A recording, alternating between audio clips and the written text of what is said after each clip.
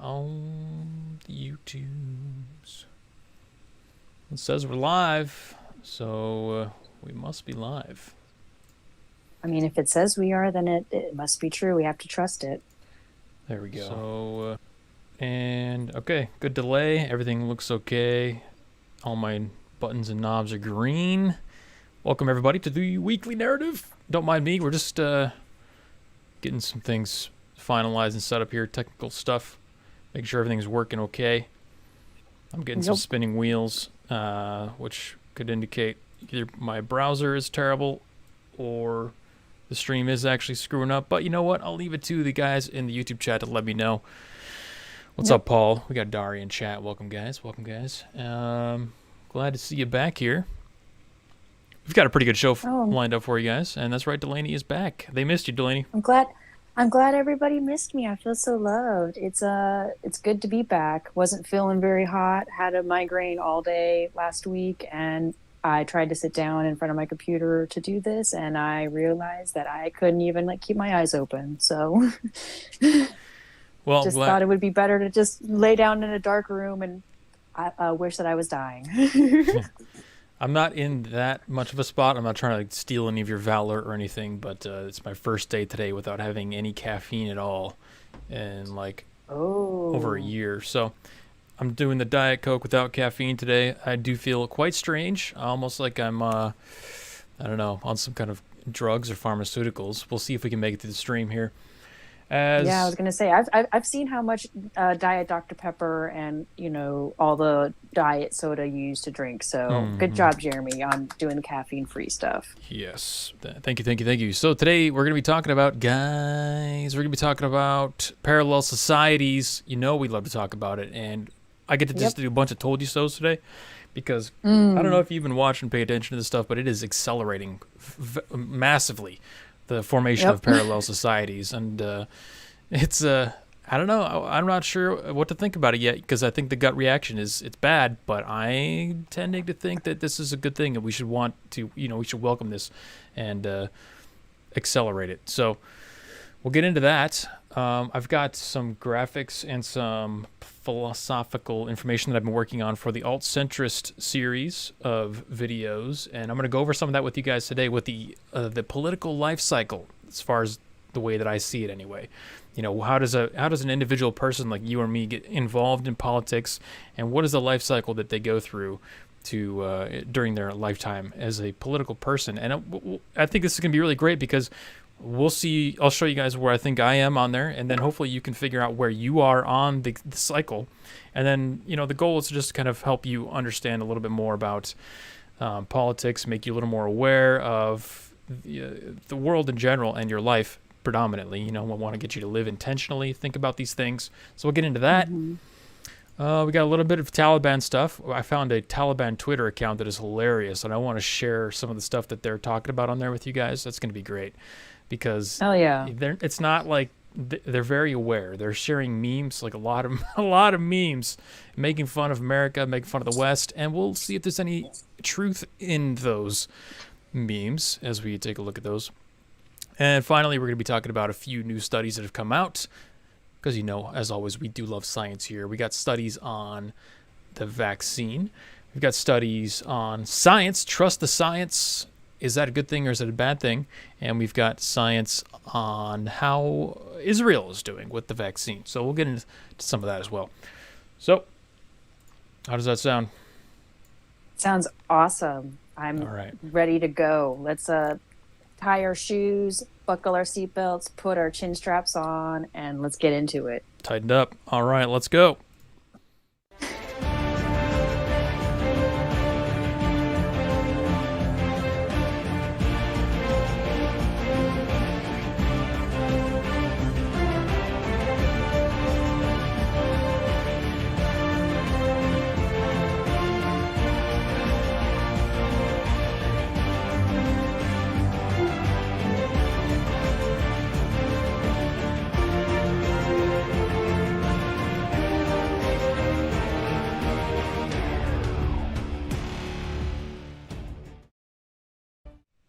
Not gonna lie about that. Every time I am proud of that every time I see it. So Let's see. We got a stereo chat that came in. For those of you who don't know, we are live on stereo as well. You can join the stereo app and leave us a question, comment, concern, trash talk, and we will listen to it live on the air. This is Paul.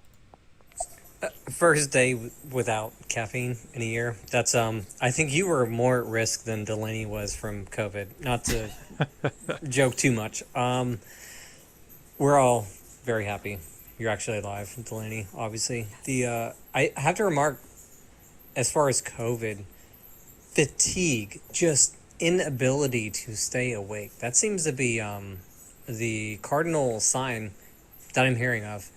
I'm at a car dealership. There's like a little under 30 technicians, and like COVID slammed it in the beginning of June. Not my fault, by the way.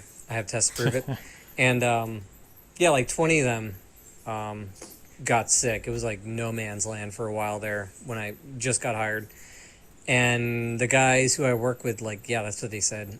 Just fatigue, like sleeping for 3 days. It's crazy. So it definitely hits the brain. Guys who I work with.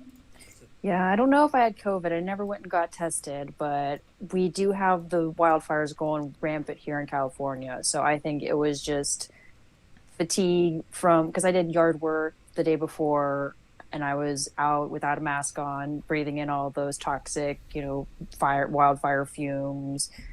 Plus, I got crap sleep the night before. I went to bed super late, kept waking up like periodically, never really got like full rest sleep. So I don't think it was COVID, but I am going to be going out of town here in a couple weeks. So before I leave, I'm going to probably get tested for COVID just so that way I can go to Disneyland in peace. Well, you know what? You could just get the new FDA approved vaccine.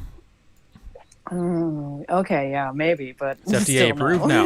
Yeah. So FDA approved, quote unquote. The news of the week, obviously, is the vaccine got the FDA approval, which, does that change anything in your mind at all, Delaney? No. So the strange thing for me is that everyone's trying to frame this as, the vaccine safety, vaccine efficacy, and whatnot. But the original question of what kind of risk I'm trying to reduce by taking the vaccine, I'm still stuck there. Like, I still haven't progressed beyond. Why would I take any action at all to mitigate a 99.9% survival rate? I don't take action in that situation. There's no risk aversion there for me to engage in. So whether or not the vaccine is FDA approved or not, that doesn't even come into my factorization. I think it's funny to watch leftists, well, it's FDA approved now. What were you waiting? As if people on the right were saying that they would be they'd be happy taking it if it was FDA approved. But, right? That was just one of the many reasons people on the right didn't want to take it. There's so many other reasons other than it wasn't FDA approved. It was emergency use authorization only for the longest time. And I don't even think that it's still fully approved. From what I've gathered, they just extended the emergency use authorization. It wasn't like, oh, now that we've gone through all these trials and we've tried and tested it to make sure it's true, taken all these years, taken all these sample sizes, all these different studies and cultures, it's approved. I think they just extended the emergency use authorization, so it's still not really fully approved from what I've gathered, but I don't know. Yeah, I mean, there's a lot about why the FDA approval doesn't really mean much, but, it's I want to share a funny screenshot that I saw related to this. Caitlin reminded me in the chat. This is what everyone, because we're seeing already, not cerebral, but Bell's palsy. Half your face stops working after you take this. In some cases, we're going to get into a study about how where they finally are starting to figure out where the myocarditis comes from with this, and so we're going to be talking about that. The point is, this thing causes a lot of side effects that we're not aware of because it hasn't been out for long enough. It's mostly a time factor for me. So if anyone asks why, outside of pure risk calculations, why I'm not going to be taking it, it's just simply because it hasn't been around long enough for me to observe the outcomes. And people who don't care about those risks are going to look like this guy, for Edgar from Men in Black. Remember him? Yep. Yes, that was such a good movie. I was crying laughing at this picture when I saw this, because this is exactly what they're going to look like. Half their face is going to be stopped working. They're going to be waiting in line for the 59th booster shot, yelling at you for not wearing a mask, even though you're 300 feet away as you're walking by on the sidewalk. And they think they're the virtuous, moral, healthy ones. I just think that is rich. I've seen on Instagram, because of this the approval from the FDA, people going, well, if you still don't get the vaccine and you end up getting COVID and having to go to the hospital, you the doctors shouldn't treat you. The doctors shouldn't help you. Oh, there's a lot of that now. Yeah, that's the narrative now. The narrative is shifting, and it's kind of scary, actually, to where we've seen doctors walk out in Florida with protesting, right? Who refusing to treat patients because people aren't getting vaccines. We're seeing people mainstream personalities starting to push this idea that we should either be charging more or not providing any health care at all to people who don't have the vaccine. And that, it's a little scary. Yeah. Well, I mean, would they deny treatment to a lung cancer patient that knowingly smoked even though he has lung cancer? Or are they going to deny him health care because, he didn't take care of his health and he got cancer, so we're just going to let him die? No, they wouldn't do that to somebody with lung cancer. So how come with this virus, this disease, whatever you want to freaking call it, they are trying to get people used to the idea of refusing treatment to people that refuse to get vaccinated? That just seems really immoral and wrong to me. Even if a person is morbidly obese and has a heart attack, and that heart attack probably could have been prevented if they ate right, exercised, took care of themselves, you still are going to treat them for the heart attack. But because of this vaccine, now people are like, no, don't treat them because they didn't take the vaccine and they deserve to die. They deserve to not be given proper medical care because they're irresponsible and don't care about anybody else but themselves. Right. Yeah. What's up, Phil? We got Bill in the chat, Dave. Who else joined in here lately? Let's see here. Phil, Dave, Dari, Matt. We got, I kind of agree with their logic to some degree because, let's charge more for the fatties who are clogging up the system.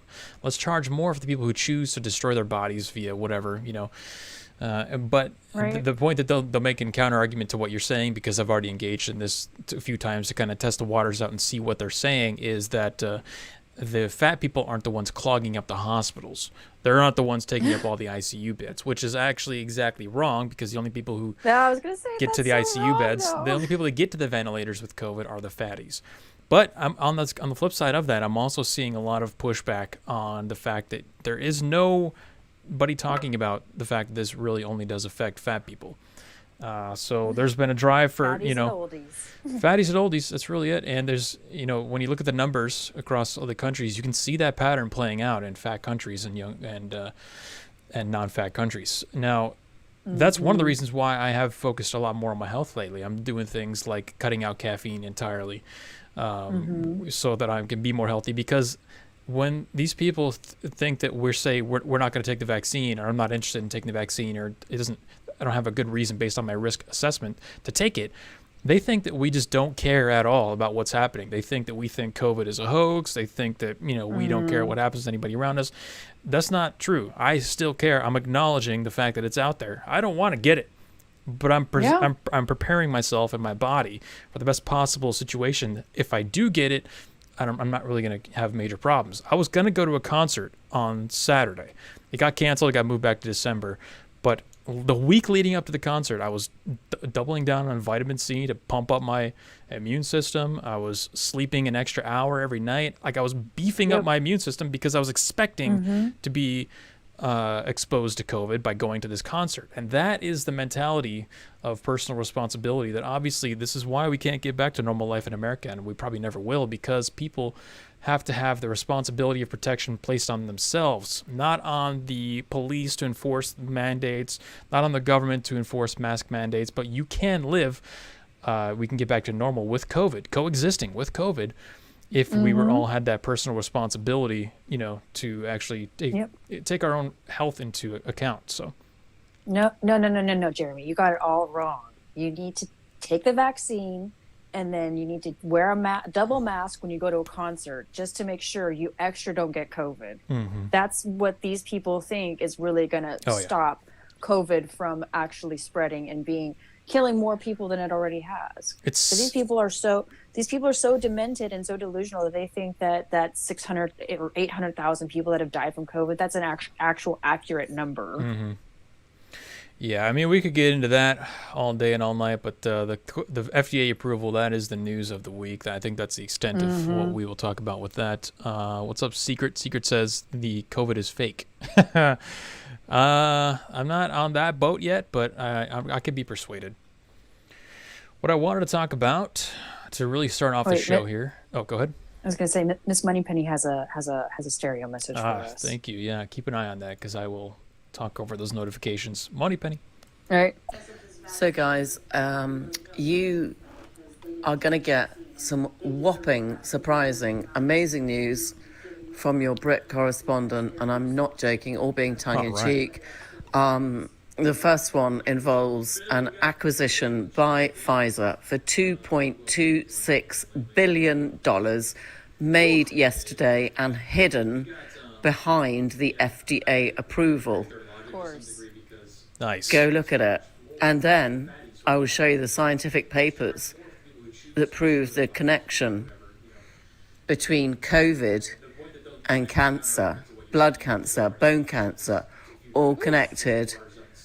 And yes, Pfizer have bought $2.26 billion of a cancer hematology drug company, the largest in the world. Nice. All right. Dang. Okay, Miss Moneypenny dropping the facts. Okay. Yeah. Well, that's good to hear in one respect because I do own some cancer stocks, but I'm not. I've got to look into which company. I haven't looked at my portfolio in a couple days here. Oh my God. Well, you know what? Since we're talking about it, that, Jeremy. I own stocks in cancer. I got some cancer stocks. Let's Bill's reinforcing. He says she's correct, so we'll have to look into that. But I have not heard about that. Yes, I'd like to hear some more about that. Since we're on the topic, I'll save the political life cycle stuff. Let's get the COVID stuff out of the way, right? Since we're already here, Yep. We're on the lane. Let's stay in the lane. Let's talk about the new study that just came out relating to the myocarditis, which, for those of you who don't know, myocarditis is one of the most common side effects we're seeing from the vaccine itself. Myocarditis being an inflammation of the tissue surrounding the heart, and it can cause some problems. Okay, let's just say that. I don't know exactly what the long-term implications of myocarditis is or are, but we are starting to figure out why it's happening, and this is exactly why I like time. I like time to see, observe, and see how things turn out. This is from thestandard.com.hk, which I believe is Hong Kong. And this is... Trust it. I'm just kidding. No, we can trust Hong Kong. Hong Kong's legit. China, No, different story. Okay, so that's true. now there's this. They make the distinction that an intravenous injection of the BioNTech jab may cause heart muscle inflammation. According to research from the University of Hong Kong, the team advised that those who administer jabs briefly withdraw the syringe plunger to exclude blood aspiration to ensure that the needle is not accidentally in a vein before the injection is given. So when people are giving these injections at like drive-thrus in CVS parking lots or wherever it is you're getting them, if that dude giving you the injection, basically in a nutshell, what they're talking about here is if that person happens to inject that into any kind of blood vessel, blood vein, it goes directly to your heart and can trigger myocarditis or pericarditis, which is inflammation of the heart muscles and the tissue surrounding the heart. So, according to global statistics, 50 per million doses of the mRNA vaccine, including BioNTech ones, could trigger myocarditis, inflammation of the heart, and the 12 to 29 age group is more prone to the condition. So, see, this is kind of connecting the dots a little bit because we talked about studies here, a lot of them, we love studies, that were talking about heart conditions in young people, right? Like, oh, why is this affecting heart people? That was one of the things that they were trying to use to scaremonger us away from the vaccine originally was, look at what's happening to the young people. Well, now we have some better understanding of what's happening. So one random Louie who had no advisement, he doesn't know how to administer this. He just knows he needs to go intramuscular okay, which is where they inject it into a muscle, not into blood vessel. And he thinks he's doing it right. He doesn't do it right. And then guess what? Just because the dude didn't know and he didn't really care either, you got myocarditis from the vaccine. So, I mean, I Googled myocarditis, and immediately the first result is a thing from Mayo Clinic, and then right underneath it, it's common questions. What are some symptoms of myocarditis and pericarditis caused due to the COVID-19 vaccine? So right. they're already like if Mayo Clinic is on it, then then yeah. Well, no, it's Mayo Clinic, and then it's like Google's like commonly asked questions about COVID-19, and got it. And they have like the these autofill. common questions. Yeah, they are like Google's on it as far as like trying to, if you do Google this word, and I didn't even put COVID-19 vaccine in it. I just Googled myocarditis. They are already on like trying to let you know like, hey, this is not like a symptom. This is not anything, blah, blah, blah, blah. It's like I clicked on what are the symptoms of myocarditis and pericarditis due to the COVID-19 vaccine, and it says there are many possible causes of inflammation. Infections, especially viruses, are common cause. It can also be caused by autoimmune conditions such as rheumatoid arthritis, certain medications, heavy metals, and radiation metals. It has also been caused by vaccine, although this is rare. So they're already pumping that crap in of it's not because of the vaccine, it's because they had a virus or they had something an else. infection. They had something else going on. It wasn't because of the vaccine. Well, here's a quote directly from the study in Hong Kong. They said, quote, "We found that the heart of those mice who received the intravenous vaccine developed obvious myocarditis and pericarditis within 24 to 48 hours. The heart damage is greater even after a second dose of vaccination 14 days later. The hearts of mice when received intramuscular injections saw no such damage, leading the team to believe that accidental intravenous injections may cause the heart condition." So these are the kind of small variables that people don't really think about when you're rolling out vaccines or trying to respond to, a global pandemic. Is okay. Aside from the fact that the vaccine might be completely safe, the method by which you administer it could have a night and day effect on how it actually ends up affecting you. Nobody wants to think about that. We don't want to polish that out. We just want to pump it out, So that's the problem with living in a society that's driven by pure harm reduction and hyper-feminized ideals. So I heard a bunch of stereos come in. Yep, we got a few from Miss Moneypenny, and we got a couple from a different guy. So let's get them going. Yeah, so I'm going to hit you with a few big bits of news because on another platform, I've picked up almost 1,000 new listeners this week just with breaking three big stories. One of them is on the origin of COVID. This goes back to September, October 2019. It involves the Wuhan events that took place that had 9,000 people within the military from 100 countries, including 280 members of the United States, who attended an event in Wuhan, at which point Wuhan was a ghost town, and 6 hospitals in Wuhan were full of people that were very ill with an unknown respiratory illness. 280 people from the United States left that Wuhan Games, flew back to the US, and many of them had respiratory illnesses. Do you want to know more? Yes, Would you like to know more? So, on September the 12th, 2019, the Wuhan Institute of Virology had an accident which it reported to its US benefactors. Yes, the Eco Health Alliance, run by Danzak, sponsored and paid for by, you guessed it, the American taxpayers, including Fauci, who was behind it all. And following this, on the same day, 12th of September 2019, go check it out, they paid $606 million to get a new contract firm in to help with the security. Let's just put it that way. Help with our security because we've had an accident. And also the same lab asked for a new air conditioning system because you know how chemicals can react in the heat. Oh dear, 12th of September, big mistake in Wuhan, followed by full hospitals.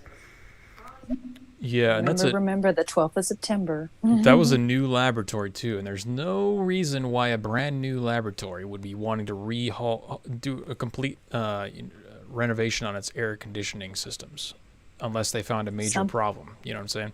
Right. But we can't talk about that too much here on YouTube because, for obvious reasons. Let's go to the Overthinker. Hey guys. So Hey. first off, let me say I wouldn't consider myself an anti-vaxxer per se. I'm not saying people shouldn't get it or whatnot. Neither do we. I will say this: that there's some valid concerns brought up by people. Or neither do I.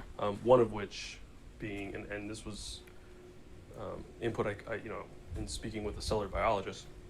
One concern is that if the presumption that was made when the vaccine was developed was that it's a natural zoological virus, and that's not the case, if it was in fact engineered in Wuhan or wherever else, then you fundamentally constructed the wrong vaccine. That's one concern. Another concern people have is, you guys are talking about myocarditis and whatnot. Another concern people have is, okay, so you're forcing me to get this vaccine, but you're making me sign something saying that you're removed from all liability if something goes wrong. Yep. Which is unusual because it's either the vaccine's optional and you sign that, or it's usually just not forced. Mm-hmm. There's a lot of red flags around it. A lot of red flags. A lot of which we've talked about. But yeah, just to clarify, I don't know. I don't consider myself an anti-vaxxer. Do you consider yourself an anti-vaxxer, Delaney? No, I've gotten vaccinated for MMR, measles, mumps, rubella. We just have questions. That's all. I've gotten vaccinated for tetanus. I've gotten vaccinated before. A lot of it was when I was a child, but I got my tetanus vaccine, which also covers whooping cough, maybe a few years ago when I was an adult, and I fully understood what getting this vaccine meant. I'm not an anti-vaxxer. I'm just really skeptical about this particular vaccine. I'm up to date with all my other vaccines. So why are they trying to force me through bribery, through social manipulation to take this particular one? That's why I'm just hesitant about this particular one. Not everything else. Everything else, I'm cool. Like, take your MMR, take your chicken pox, all that stuff. But when you're trying to force me to take this experimental one that was under emergency use authorization for the longest time, not actual full approval, that's where I'm kind of like, there's something fishy about this. Yeah, I think that's where a lot of people are in that boat. Let's go to Paul. It is interesting hearing about the intramuscular injection thing. I can confirm that just as a medic. I've given hundreds, maybe 1,000 vaccines, shots in the deltoid, shoulder muscle. And yeah, your technique is you kind of get a bunch. You bunch up the skin so you can ensure you're going deep enough. You are supposed to inject, pull back in the plunger, observe for blood. Personally, all those times, I've never seen it. That being said, the shoulder muscle isn't like stupid vascular with veins. Innervated, is that the word? Very densely. So it probably only takes a very small amount, an amount that you probably don't have the eye to see. I suspect there would need to be a study on that. But I've never seen a frank or gross amount of blood pulled back into the plunger over hundreds of times, FYI. What happens when you pull in the plunger and it's not in a vein? What are you sucking out of the that's ugh. Anyway, I don't want to think about that. All right. I don't want to get too deep in the weeds on the COVID stuff. We've already gone over a lot of this already. I mean, the new stuff coming out with the deals and whatnot, that's definitely intriguing. But, we want to try to keep, and we'll actually talk about this kind of getting stuck in patterns of hyper-focusing on COVID or things that we've already kind of made up for the most part our minds on, right? But let's, real quick, I wanted to go to this study on trusting the scientists. So we're getting a lot of, for some reason, people in 2021 are still telling us, trying to make the argument that we should believe things because experts say it and because trust the science and all that, which they didn't get the memo that experts died in 2020. Literally every expert died in 2020. There is no such thing as trust the experts anymore. And part of that comes with the trusting science. And I don't know exactly the ins and outs of this study or how they measured this, but there's a study now from the Journal of Experimental Social Psychology that just came out, and it's entitled "Misplaced Trust: When Trust in Science Fosters Belief in Pseudoscience and the Benefits of Critical Evaluation." So, just to kind of go over the abstract here, basically what they found was that quote unquote trusting the science actually leads to a lot of people ending up believing pseudoscience or believing things that aren't true. Because when you are presented with things that say, oh, this is a study, or, this is from an expert, basically what they're saying is when you cite something that says it's from an expert, you're more likely to believe it, whether it's true or false. So, at a time when pseudoscience threatens the survival of communities, which is exactly what it is doing, pseudoscience is threatening the survival of communities, understanding this vulnerability and how to reduce it is paramount. 4 pre-registered experiments with online U.S. samples introduced false claims concerning a fictional virus created as a bioweapon, mirroring conspiracy theories about COVID-19 and carcinogenic effects of GMOs. We identified 2 critical determinants of vulnerability to pseudoscience. So these are the 2 ways in which people are vulnerable to falling for pseudoscience.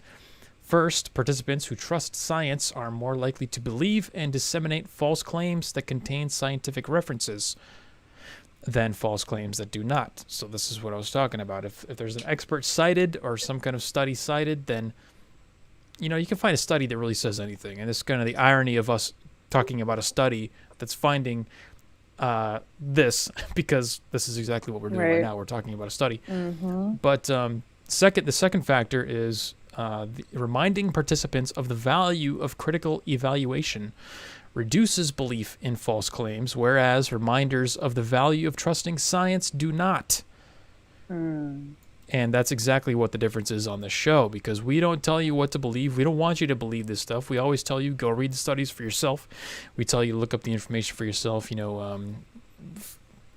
not telling you what to believe. We're telling you how to think, or helping you how to think.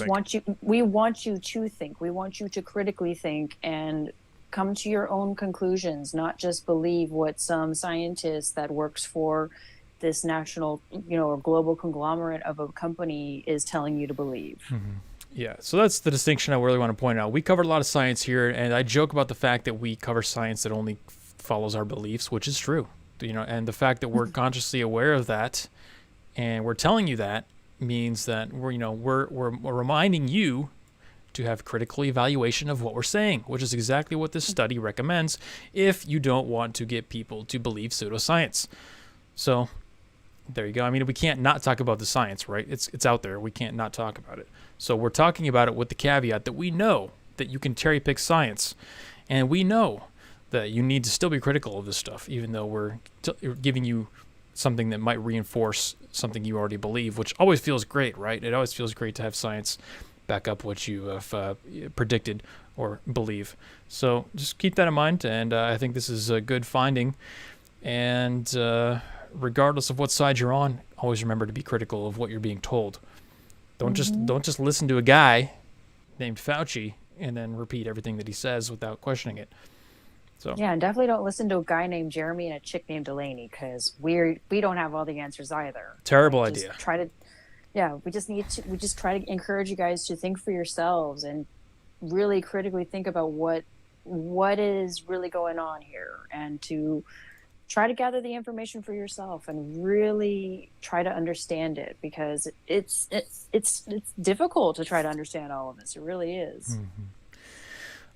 Samantha says, not taking a rust jab made under Trump for a virus that is 99% survivable. And this is an interesting thing that I've been thinking about too lately, is that if Trump won 2020, or if he was still in office, depending on what your perspective is on that, would you be more likely to take it if it was Trump telling you to take it rather than Biden telling you to take it? Something to think about anyway, because it's definitely been politicized to some degree, but because we see people on the left, they did not want to take it before Trump got out, but now that he's out and Biden's telling it, I love it. No, FDA is not corrupt at all. Let me take it all day. Yeah, even if Trump had won and was still our president and was telling me to take it, I would still say no. Like, it doesn't matter who's in power to me. I just believe in personal responsibility and my personal liberty to decide what I want and what I do not want to put in my body, and especially when it comes to stuff involving my medical stuff. Like, you don't it's not the president's business what I have in it, what vaccines I have or have not had. It's not anybody's business Well, except my own and my healthcare provider.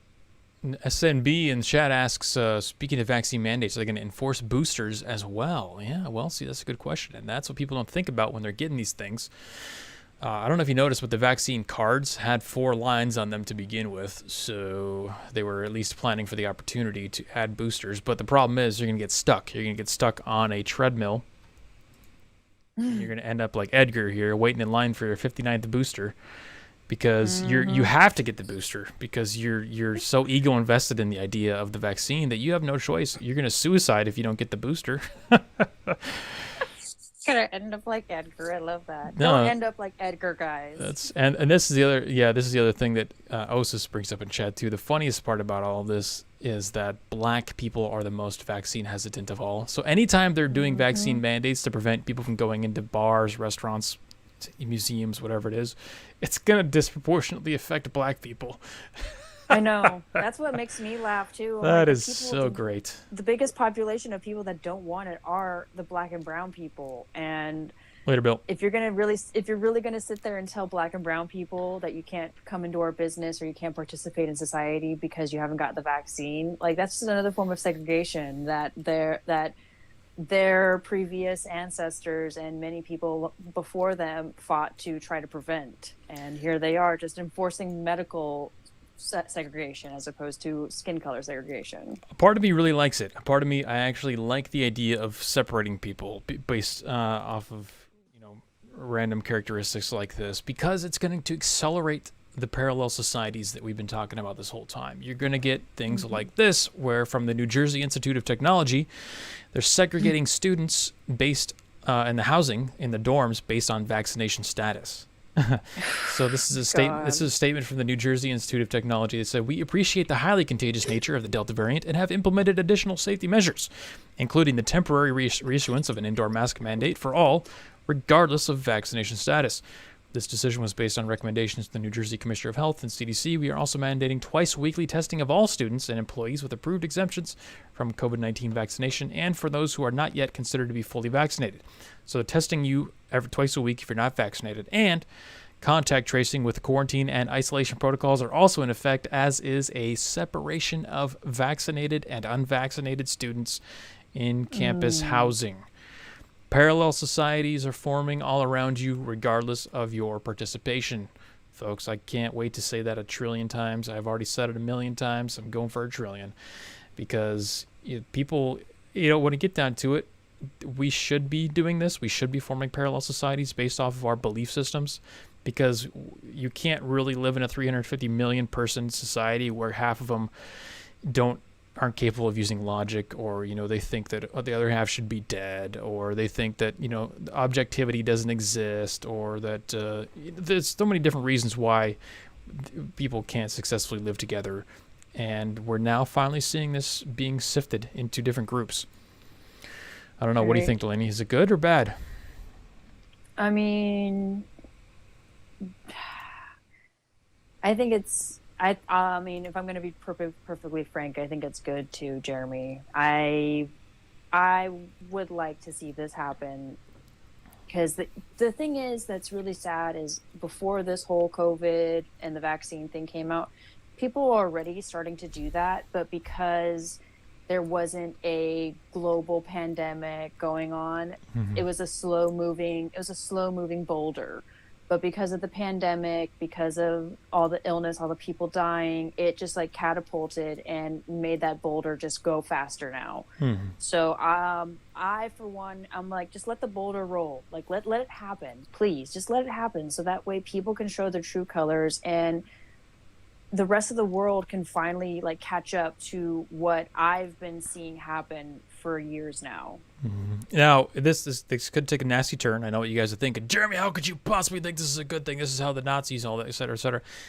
Yeah, no, this could definitely go bad if they start to treat these unvaccinated people like subhumans. But, while we're still in a state where they can still go to college, well, I mean, what's the harm in just putting them in a different dorm? Slippery slope. Yep, I know. Slippery slope is definitely going to be in effect. But and guess what? If they try to intern my ass, they're gonna be having a battle. So go ahead, try.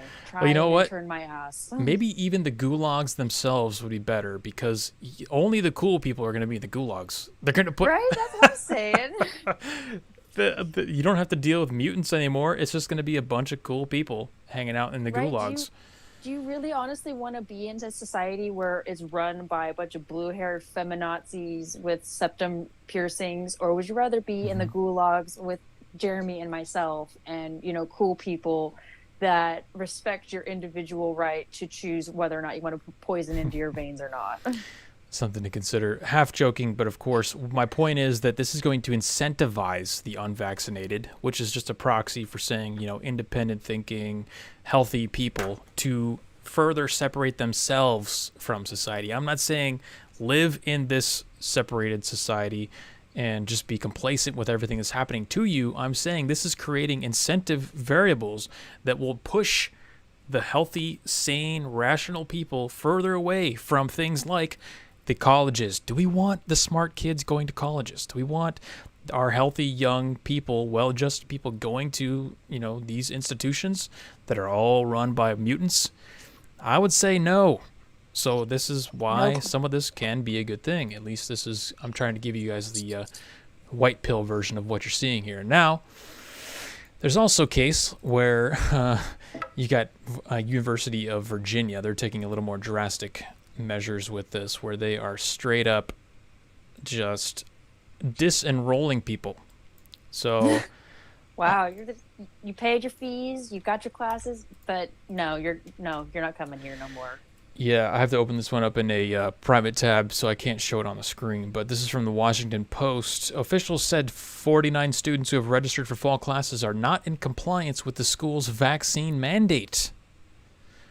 So they were registered for fall classes at the University of Virginia, and they've been disenrolled after failing to meet the school's vaccine mandate, officials said Friday. The campus unveiled its vaccine mandate in May, and the overwhelming majority of the campus is in compliance, officials said. More than 96% of UVA students are vaccinated against the coronavirus, and 335 students with religious and medical exemptions have been granted permanent waivers. Okay, so there's at least they're offering that. An additional 184 temporary waivers were granted to students who have had trouble getting vaccinated but plan to get their shots upon arriving to campus. So they kicked 50 people out for not having the vaccine. And again, I say, yeah, it's pretty terrible, but that's 50 people we just saved from the machine of mutant brainwashing. So I think probably a net win. Yeah, for the 50 people that would have gone to that university, they're going to go to somewhere else, get probably a better education where they're allowed to maintain their individualism, and they're probably going to thrive and be the next people to figure out how do we make the world a better place. So yay, good for those people, 50 people that got kicked out. Hell yeah. Go. What's up, Anthony and Kizza? You guys are both late. That's fine. Glad you were here. Yeah. Anthony says, are we all pissed off? No, I'm not pissed off. Some people are. We'll explain why, actually. We're going to be going over the political life cycle from the perspective of an alt-centrist and show you exactly why some people are pissed off and exactly why I'm not pissed off. That will explain a lot coming up shortly. Moneypenny says, get on Clubhouse. I did get an invite to Clubhouse. I am on Clubhouse, but I don't think Delaney's on Clubhouse. And that technology, it's a little more. I have been looking into it. I'll just say that. Okay, I've been looking into it, trying to figure out how we can get that to work with the show format, because that is a open chat room. It's not where I press play and then someone's comment plays. It's if you're in here, then you get to talk. So that's a little. Oh, okay. But it's definitely a lot bigger than stereo, so opportunity there. Let's see. Okay, speaking of stereo, let's go to some of the comments here. I gotta skip over a few, just so we can catch up. We'll go to the overthinker. Sorry, last point.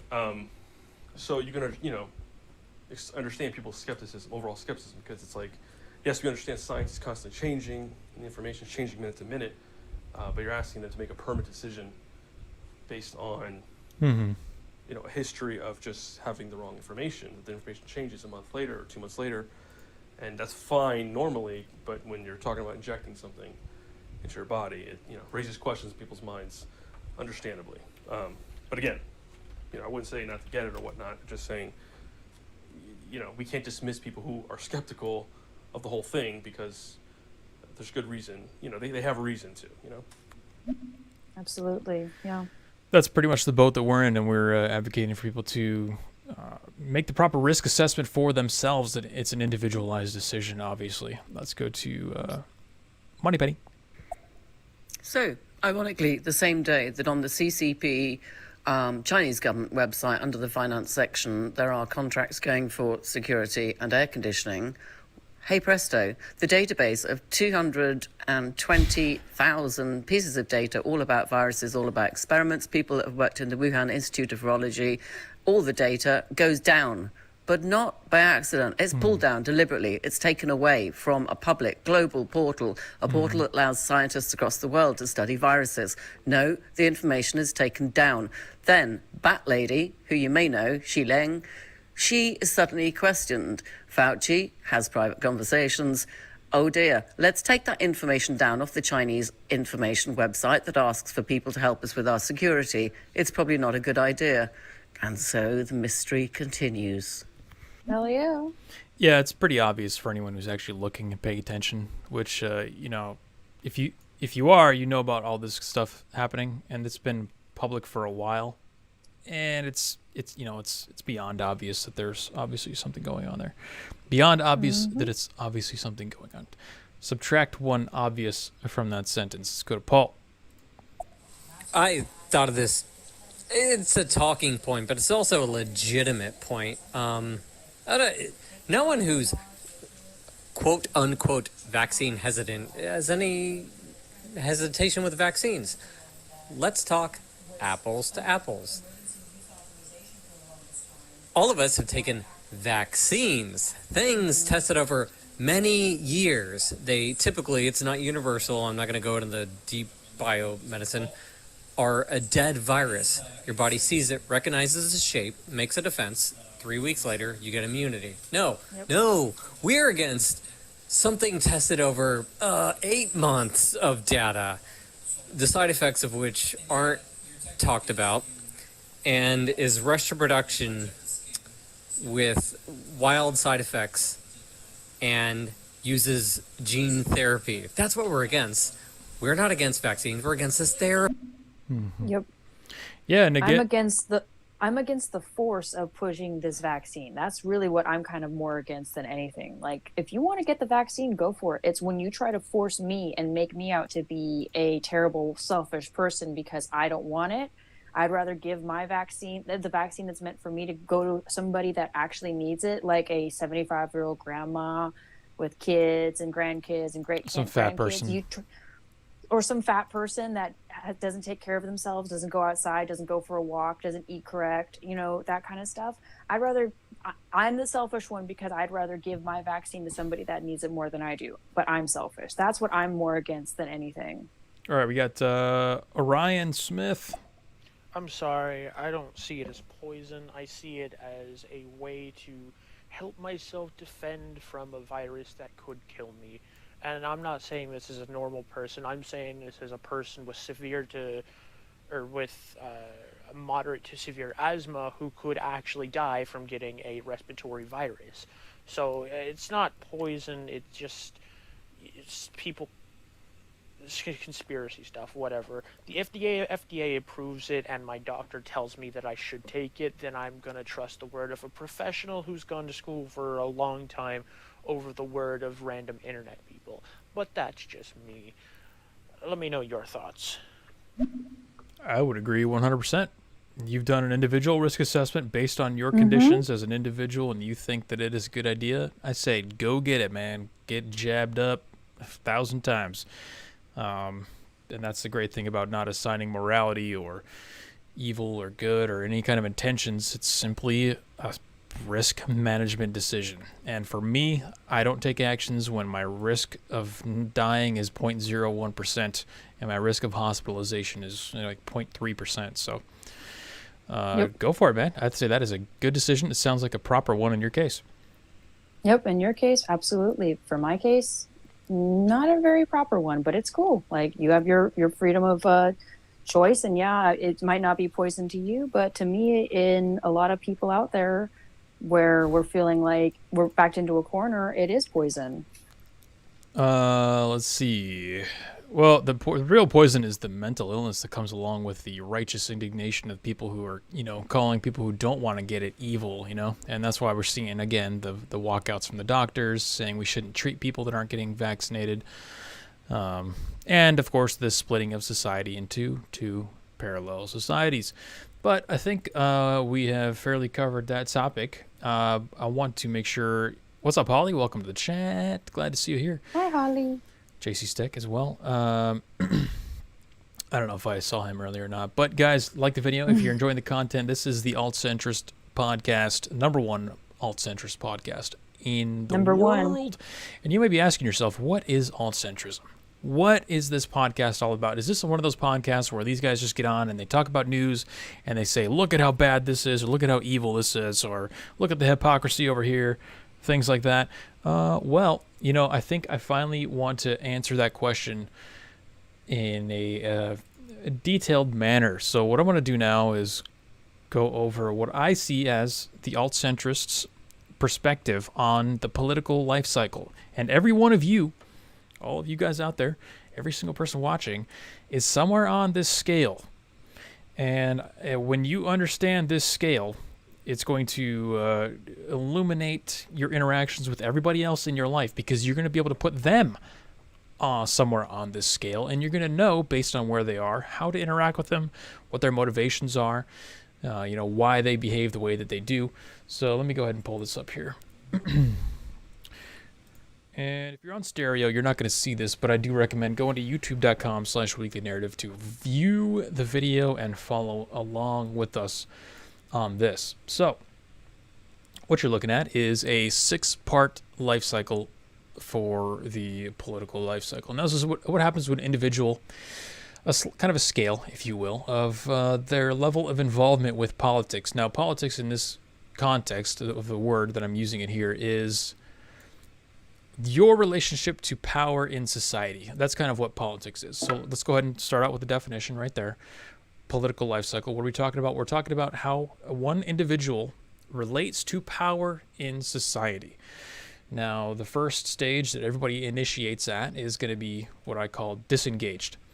So, and each one of these I have kind of classified with the percentage or amount of mental energy that you use on politics. So as your day-to-day life, what percentage of your brain power, what percentage of your emotions, what percentage of your time is really focused on politics? And for a disengaged person, it's probably going to be somewhere between 0 and 5%. Now, these are just rough estimates based, but it's to illustrate a point, right? Now, these are people who are not actively following or concerned with politics. We all know these people, right? They're disengaged. You try to have a conversation with them. They don't know what you're talking about. They don't even know who's president. They don't even know what a continent is or what, the political parties are, stuff like that. And that's fine. There's nothing morally wrong with that. It's just that they are not engaged in the system of power in society. But then we get to the next stage, and this is what I call the consumer. Now, this is someone who spends, anywhere between 5 and 15% of their mental energy on politics. They have an active interest in political content, and they watch a half an hour of CNN every day. they come across some political stuff on their Facebook feed, but they're not part of any Facebook groups, right? They're not actively involved. They're not sharing memes. They just want to be informed. That's what the consumer is. They just want to know enough just to be informed. So they watch politics occasionally, but they're not really much of a team player, okay? They're not tribal yet. They don't care about teams. They're not talking about Democrat this and Republican that, conservative this, whatever.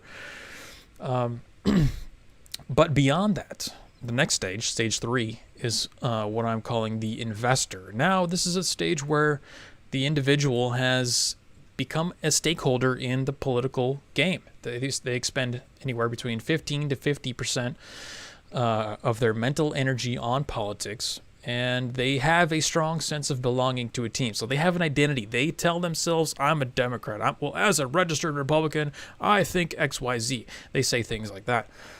They seek some return from the participation in the political system. So they vote with the expectation that it's going to actively change their lives or the lives of their community. It's a system that they participate in. And they see politics as a tool to change those systems. So I'd say most of the general population is probably at this stage somewhere between at some degree of an investor. And now the independents and the people that don't care about anything, they're mostly, I would say, a lot of consumers as well. But as part of the online tribe, as we're all online, we're chronically online, as they say. We deal a lot more with people who are what I call tribal. Now, these are the first word that popped into my head for this was cheeseheads. The Green Bay Packers fans who wear the cheeseheads because they're so aligned with their team that they're willing to wear a stupid hat to show it. I think it's a great way to describe what I'm talking about here. Now, politics accounts for the majority of their time and energy. They're online all the time. They're on Twitter looking for any kind of offenses from other people. They would get in back and forth spats in social media over the smallest, stupidest things. They're highly invested, so highly invested in politics that they're actually ego invested. Now, ego investment, for those of you who don't know, ego investment means that your ego, your very existence is tied to the outcome of this thing, which in this case is politics. It's tied to, this is why you get people down on their knees screaming at the sky when Donald Trump gets put into office, right? This is somebody who is ego invested in politics. These are the people who are screaming and crying when their candidate loses and things like that. Other characteristics of the tribalized person is that they have a high frequency of sharing political content, like images, videos, articles. Some would call them memes. Online, they're always sharing stuff. They're always looking at stuff. They get stuck in a loop of calling people hypocrites. Like, oh, if Trump did it, then guess what they would say? Well, if their Democrats did that, then guess what would happen? That kind of stuff. You know what I'm saying? Always calling out hypocrisy. And they're always going to look the other way for their team. So in cases like, Joy Reid, who runs MSNBC now, she's highly racist. She hates white people, but she'll take any chance she can to point out the ways that black people are getting unfair treatment. But when it comes to vaccine passports or mandates, well, we're not going to mention the fact that blacks are the most affected by those. So they look the other way for their team. This is something that they do. And as I mentioned, at least 50% of their mental energy is spent on politics. And then once you get past that stage, once you're, we all know these people, by the way, right? They share memes constantly. They're always talking about, look at Biden did this. Oh my God. This is where they want you, actually. This is the ideal stage where if you look at places like Fox News, CNN, what do? Every single day, you get on Fox News, it's like, oh, due to Biden's incompetence, the Afghan Taliban, they got 300 jets. They got 50,000, U.S. vehicles. It's like, look how bad the other team is. Every single day, it's look how bad the other team is with no solutions, with no, path forward, with no way out of the whirlpool, because this is where you are generating the most amount of profit, the most amount of revenue for Facebook, for Twitter. And this is exactly why the algorithms in Twitter and Facebook are designed. I mean, this is why there's such hotbeds of this content, because the algorithms are designed to keep you here in this whirlpool of tribalized discussion and content. So keep that in mind when you're here, when you're sharing memes and you're, thinking you're funny and you're calling people hypocrites and stuff like that. Just keep it in the back of your mind. Know that you are doing exactly what they want you to do. You're spreading the content that is going to keep people emotionally involved in this and generating revenue for them. Once you get beyond that, we get to the pill popper stage. Everybody loves pill poppers, right? These are the guys who are always talking about red pills, black pills, white pills, all kinds of pills, blue pills. We all know that. You've used the terminology. You've used the terminology. We're all familiar with the terminology. Red pill meaning, you think you've discovered some truth that was previously undiscovered or unknown, some kind of secret revelations. This is how reality really is. And when you start taking too many red pills, you start sucking them down, you get to what can commonly be called the black pill stage, which is where you're seeing too much truth. The reality is so much worse than you ever thought it could be that you start to lose hope. This is where you get into like a nihilistic stage where, it's all going to go to hell anyway. We're going to hell in a handbasket. Who cares? That's kind of what the black pill is. There's no way to improve it, so I'm not going to be involved. I don't really care. You're kind of disengaging from the entire system. And then finally, you get to the white pill, which is after you've been black-pilled, you kind of find some hope or some optimism despite the overwhelming negativity or hopelessness. I know there's a lot of red pillars and black pillars that watch this show because this is basically our target market. We're targeting people who are kind of on the outside edge of this spectrum where they've gone through, they're not consumers, they know a lot more than the average person, they're probably tribal or on their way out of tribal, they're sucking down a lot of red pills, which is, where I've already gone through as well. I was a red pillar, kind of a black pillar myself, and I've gone through what I am now calling the reframer stage. This is where people need to get to, and this is, like I said at the beginning, this is the point of the entire show. This is why we do the Alt-Centrist podcast, because we want to talk about the content that the red pill people talk about. Talk about the content that the black pill people talk about. Talk about the tribal stuff. Cater to the people in those particular groups that are in those stages and try to move them into the reframing stage, which is, the name alt-centrism. Well, look at what the reframer is. Recentering the scope of what matters in life. Recentering the scope of what you have control over. And recentering your energy expenditure. So looking at the fact that we're spending 50%, 75%, 90% of our mental energy on politics and saying, you know what, this isn't productive. This isn't really helping me out. This isn't helping my family out, my community. We need to reframe. Okay, and this is what we're trying to do to you guys. Yes, we are trying to actively influence and persuade you guys because we don't want to get stuck in this tribal whirlpool or the red pill, the pill popper stage whirlpool, because these will just go on for infinite. You can stay in this for the rest of your life. And then guess what happens? Who wants to be addicted to pills through the rest of their life? Like, that's no life to live. And then, of course, what happens after the reframing and you realize that you don't have control over a lot of these things, that I don't have to care about the entire outcome of the United States, all 350 million people. Go back to zero. You go back to zero, which is exactly... You go back to disengaged. It's exactly where I am. Now, if it wasn't for this podcast, if it wasn't for me doing a weekly live stream, I would literally spend probably 4% of my mental energy on politics. Because the way that I see it, and the best way that I can describe it is politics really... It's like driving down a really long straight freeway, okay? You look up every once in a while just to make sure there's nothing weird going on in the road. But other than that, you know where it's going. You don't have to steer. You don't have to accelerate. You don't have to decelerate. You don't have to change your behavior based on what's happening out there. So just look up every once in a while. Make sure you got a good bearing on the direction that things are going. And that's it. Spend the rest of your energy getting away from the system that is so terrible, getting away from the things that made you feel black-pilled or red-pilled, looking for a solution, looking for alternatives, being creative. That's something that nobody else is really doing right now. We're not having creative solutions to the problems that we're seeing. The default solution is always, well, we got to vote. We got to get the right people in office. That's just need to consume more and more and more of the politics and the political spectrum. That's their solution when that's not a real solution. Yes. So with that said, that is how I see the political life cycle. And, the way that this podcast is formatted is to try to shuttle people out of the tribal and pill popper phases into the reframers and get you onto seeing that there is an actual solution that could be utilized here. So what do you think, Delaney? Where do you see yourself on the cycle?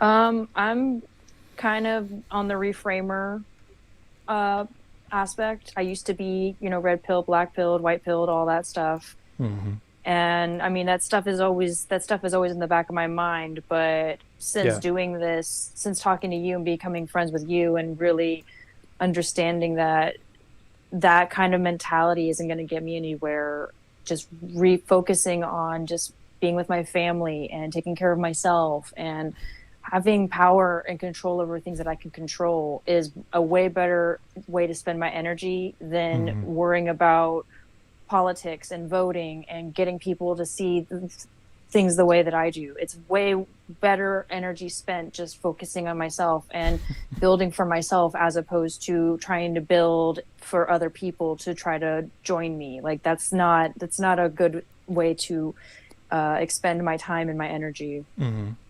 Yeah, and people in chat, Osis is recognizing that he is openly tribal and he he hates the left and he's happy about it. That's fine. I mean I hate the left too, but I also hate the right in some aspects. The right can be just as bad as the left. The right can be just as bad and as toxic as the left. Like people on the right would like absolutely hate my existence because I am, gay, I'm a lesbian, and I don't conform to that societal norm of, being heterosexual.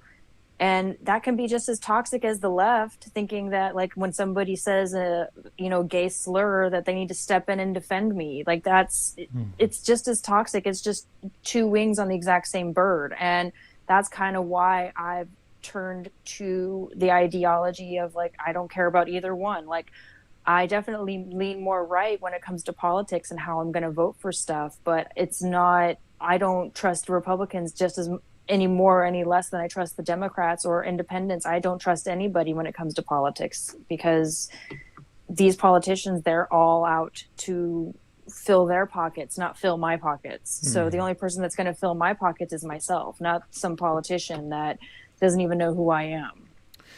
Yeah, and Paul points out in chat the speed limits are a perfect metaphor too. The sign says 55, or I was doing 125. But is there a cop? Well, there's no cops, so who's gonna say anything? You know what I'm saying? So when the reframer, when you're looking at the general direction of society, you can be what's basically like a low-level civil disobedient person. You can ignore little rules and norms and things that everyone else is following, like, for example, vaccines. Who have you talked to that's giving you the same opinion on the vaccines that I have? Well, it's just a risk management decision. I'm not going to, based on my risk profile. Who says based on my risk profile I'm not going to take the vaccine? Nobody says that. Why? Because nobody. I have a different perspective. I'm doing a little bit of civil disobedience by disobeying what the rest of society is saying with the creative, logical, rational solution. So, and that's you can't come up with those things if you're spending all of your mental energy thinking about politics. You have to have some free time to think about your location in reality and what the direction you're headed and if it's effective or not. Are you getting the outcomes you want out of life?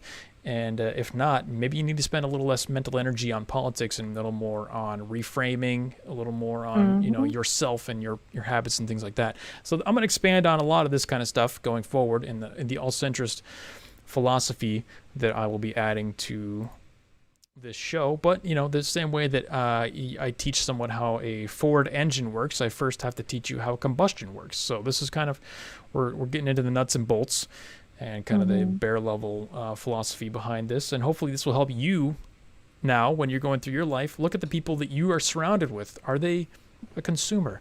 Are they black-pilled? A lot of us are black-pilled these days. Are they invested? How much mental energy are they spending in politics? Where where are they? Where do they see themselves in this whole big game? And, you know, using that information, you could either influence them or completely avoid them, or, you know, based on the situation, make the appropriate decision on how to deal with that person. So. Yeah, unfortunately, I know too many people that are just full on like tribal or consumers. And I've learned to just not avoid them, but avoid talking about these kinds of subjects. And I know that's not really what I should do, but just to save my mental energy and not make them think that I'm some kind of like bigot because I just think differently than them. I just avoid those kinds of conversations. I'd rather just focus on showing them that I'm a good person. And despite my political leanings or my ideas on politics, I think showing them that I'm a decent human being is way better of a convincer than it is to just try to ram stuff down their throat and make them believe what I believe. Like it doesn't sway hearts and minds just saying things. It sways hearts and minds by doing things and proving that I'm not a, you know, piece of crap Republican that thinks racism is acceptable, that thinks, you know, sexism or anything is acceptable. It's more of a convincer to show through action than it is to show through words. Yeah, and that's where I've diverted the majority of my energy to, is actually living out these ideals and showing people that it can be done, so that when they cry about the system and politics and America, it's all going to, there is a way out. There are solutions. And rather than sit here every day and tell you about them, I'm actually using my energy to accomplish those. So let's go to Stereo. We got a few comments that came in here. Oh, I do want to say this, that we don't really know if it's poison or not. And that's a lot of people's problems, because this has not been around for very long and it's not been tested. And most of these things are tested for like 5 to 10 years before they're given approval and, you know, widespread. I think I've told this story before, but I took an acne medication called Accutane. 8 years later, it turns out that was actually a anti-cancer drug that happened to get rid of acne. And they were prescribing it all over the place. And it was destroying people's livers and kidneys. But they didn't know that until after the fact. It was an experimental cancer drug, and because it had that side effect, they started marketing it as an acne drug. And it hurt and destroyed a lot of people's lives. But we didn't know that until way later on down the line. Yeah, That's how exactly. how Rogaine got started too. Rogaine was I think some kind of heart drug, and they ended up noticing that it was also causing hair to grow. So wouldn't you know it, one of the main side effects of taking Rogaine is heart pain. Yes. Yeah, same thing with Viagra. Viagra was originally prescribed to help with blood circulation, and then they eventually found out that gives guys a little bit of a happy time. So now it's primarily prescribed for that. So yeah, that's you know, if you want to take it, go for it. Just don't force me to, or make me out to be a crazy person because I don't want to put a foreign substance in my body.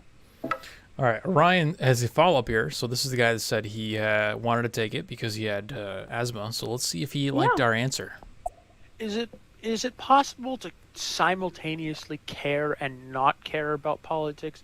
Because politics, in my opinion, are boring as hell, and and it's always split between two groups, and the other group will always see you as evil, and I think that's dumb. So I just do my hardest not to care, but I still do care about who runs my country and this and that, about who makes decisions that benefits or the opposite of benefits me and my country, blah, blah, blah. Is it possible just to be in the middle of caring and not caring about what the hell's going on in our political scape? I think, well, this is just my take. I think you can care, but you should care about like your local more than you should your federal, because local is going to have way more of an effect on your life than your federal. So if you're going to care, I think you need to care about things that are in closer proximity to you. But when it comes to not caring, it should be like an outer thing that you shouldn't really care so much about. Yeah, that's a great answer to really look at the scope of what kind of politics you care about. Do you care about, Afghanistan? are you ever going to go to Afghanistan? Do you have friends over there? No, most people don't really care about Afghanistan, aside from the fact their tax dollars are being wasted in massive amounts, right? So look at local politics. But I want to point out that look at how he described himself. This is exactly what I have listed here as a consumer. Low amount of mental energy on politics, 5 to 15%. They have an active interest in political content, but they don't care about teams. That's exactly what he said, and that's exactly what I have listed as a consumer. They just want to be informed, and they want to know what's going on. Yeah. So I mean, it's a great example. You can care about yourself, care about your local stuff, but you don't have to absolutely 100% care about the Nancy Pelosi or Biden. Yeah, you don't have to care about all that stuff. It's totally possible to care about some things, but not care about everything else. Yeah. There you go. Yeah, I think that's a good answer and a good question as well, because that's we want to shepherd people into the proper amount of caring. This is the overthinker. Hey guys, love the explanation of the political spectrum. That was fascinating. Really good, compelling stuff. Thank you. Yeah, I concur that the North Star would be to get to a point where you're almost post-ideological. Yes. You're looking at different problems and issues through the lens of, like you said, creative solutions that are not bound by the principles of any one wing of any political ideology. Yes. Because I think the solutions require a transcendence of that. Exactly. To some degree. You might have to incorporate elements that are for multiple wings of the spectrum. But yeah, people are willing to do that because, as you said, the tribalism is enriching and self-beneficial for them, and people uniquely positioned to do it. So, but yeah, good stuff. Yeah, Yep. He gets it. This guy gets it. That's why when I went to my first protest that was more on the Trump side, I wore a tie-dye shirt because I was like, screw all that. I want to be the only one in a sea of red, white, and blue wearing tie-dye. So there we go. All right, he's got follow-up here. I think the big obstacle to achieving that, though, is that the culture, technologically and just socially and whatnot, is one in which you're micro-dosed dopamine every time you insulate yourself in your sensory experience. I mean, people only listen to what they want to listen to and watch what they want to watch, and and talk to only who they want to talk to, and consume everything, all the content they want, specifically customized, and they're incentivized to do that through the technology. To administer a dopamine hit every time they do that. So I think that's what we're up against. I don't know how to navigate around that, but the self-customized sensory experience, which insulates people further and further ideologically and other ways, is insurmountable.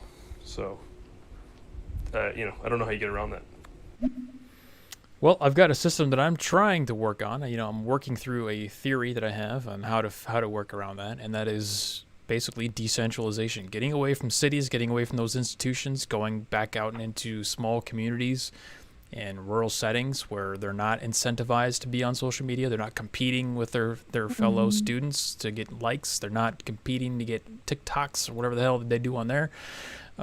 Basically, it's to go back to the reframing portion of that cycle. It is to recenter the scope of the society that we live in, make it smaller. Because when you're smaller, you can have more control over those things. And when I say control, I simply mean managing the incentives. I don't mean saying you are not allowed to go on Facebook. No, I'm saying you can set up the incentives in a way where you're not going to ever want to go on Facebook. That is possible. We just live in such a bastardized, like you said, a dopamine-dependent society that it doesn't seem possible to live without that, but it is. Yeah, why would you want to go on Facebook when you're too busy tending to your children, tending to your land, tending to your job, tending to things that depend on you and depend your full attention? You don't need to go on Facebook or Instagram or Twitter or TikTok or any of these social media platforms to get your dopamine, when you can get your dopamine in the community that you've helped build, the community that you help manage, the community that you are fully invested in and a part of, as opposed to this kind of facade of community that we have nowadays, which is like you live in a house in a neighborhood, but you don't really know your neighbors. You don't really know what they're about. You don't really know anything about them. Whereas what we want to try to do is It's not a community at all.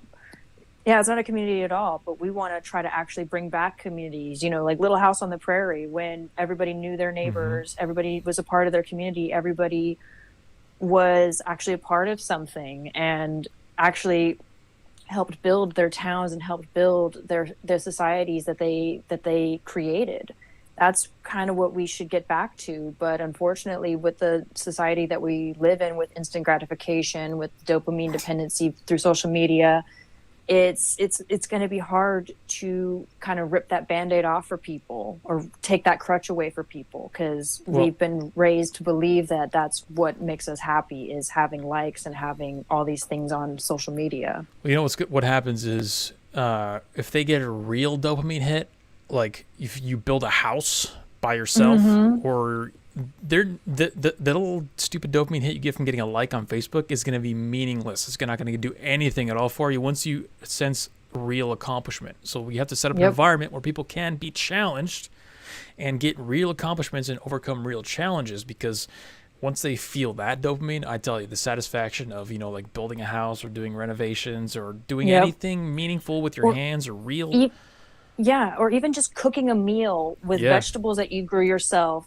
Oh my with God. livestock that you helped cultivate yourself, the dopamine that you're going to feel just from making a meal from things that you raised with your own hands and your own sweat, that is like something that I don't think anybody in modern day society, aside from like Amish people, can truly understand.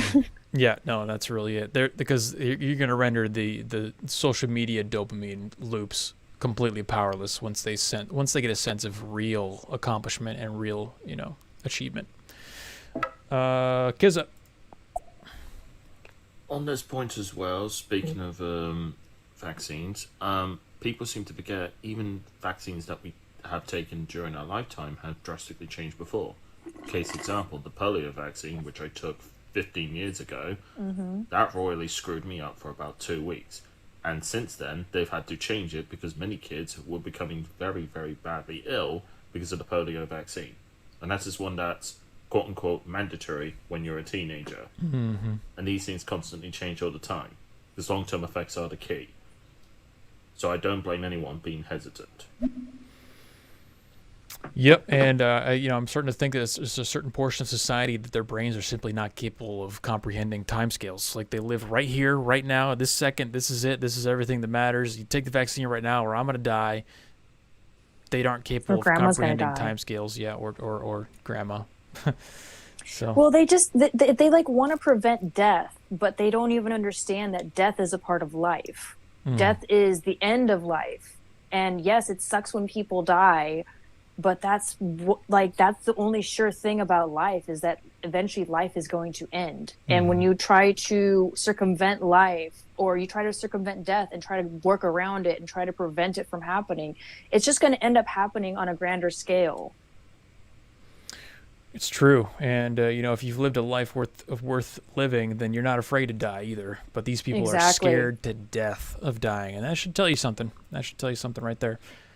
I mean, I've seen videos and news reports of centenarians, which are people who are over 100 years old, who have gotten COVID, lived, are refusing to take the vaccine. You want to know why? Because they've lived. They've actually lived through adversity, and they've actually lived through trials and tribulations, and they're not afraid to die because they've lived so long. They're like, bring it on, like bring it on. I've survived way worse than this, and they're not afraid. So why can't we be more like 100-year-old grandmas that are okay with getting the virus?